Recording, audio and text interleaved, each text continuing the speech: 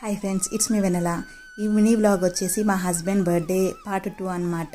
ఇంకా నేనైతే తనకి నచ్చిన చికెన్ బిర్యానీ చేశాను అండ్ ఇంకా స్వీట్ అయితే డబల్ కమిటా కూడా చేశాను అనమాట. ఇంకా నేనైతే బర్త్డే రోజు మొత్తం స్వీట్స్ ఇంకా కిచెన్లోనే ఉండిపోయాను. అండ్ పిల్లలకి ఇష్టమైన గులాబ్ జామ్ కూడా చేశాను. నాకైతే స్వీట్స్ చేయడం చాలా ఇష్టం, బట్ తినడమే కష్టం అనమాట.